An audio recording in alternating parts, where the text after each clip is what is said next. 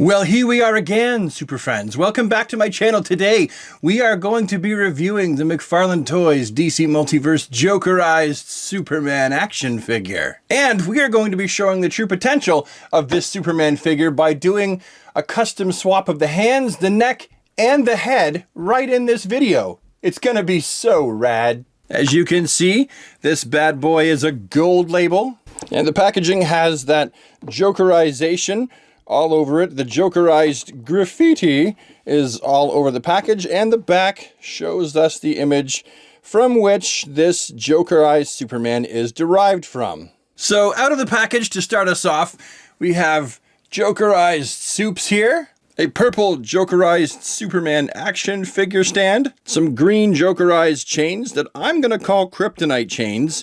These are fun. You can use these with your action figure photography and have Superman encased in kryptonite chains. Two more open splayed finger hands. A trading card with the same imagery as on the back of the package.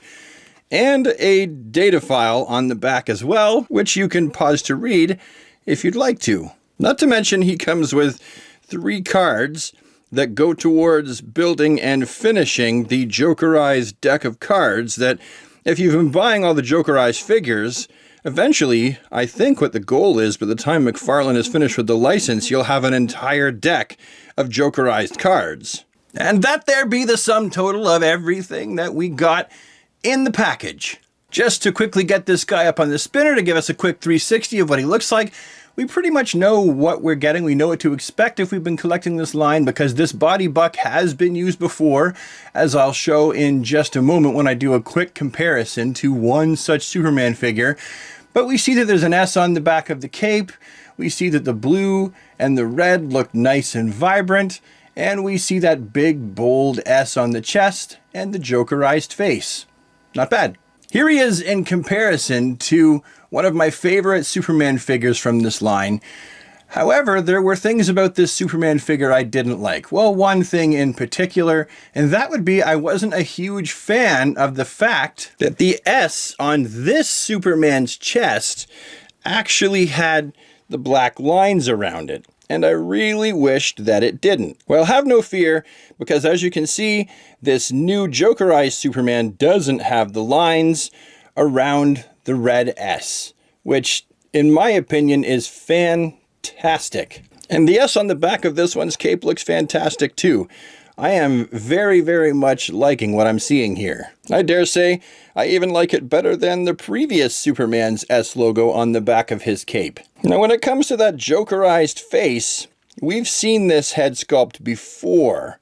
This head sculpt, I believe, was used on the infected Superman figure from way back when. And if it's not the same, well then it's clearly a modified version of that head sculpt, because it came with the exact same hair and it just looks the same. When it comes to the cape, we can see that this fantastic cape is wired, so you can pose it around all over the place. I know that some people prefer to have wires in the bottom of the cape as well. This one doesn't have those, but it does have them along the side, which is nice. Now, let's get this guy customized. Let's pop off the hands, pop off the neck and head, and replace them with the ones from this Superman figure. Okay, so I'm back, and I've already gone ahead, took the hands off, took the head off, so now all I have to do is remove the neck piece. So the first thing I'm going to do is I'm going to heat it up. I've got some water that is freshly boiled, so I'm going to heat this neck up in the water. Then, once the neck is sufficiently heated up, I'm going to take one of these little-headed screwdrivers, one of these little guys right here, and I'm going to carefully stick it right here between the neck and the cape, and I'm going to start to pry it off. And you can see it starting to come off there, right? We can see the neck is starting to remove itself. Then I'm going to stick my little screwdriver, I'm going to wedge it underneath the neck, all the way pretty much to the front, and I'm going to carefully begin to pull.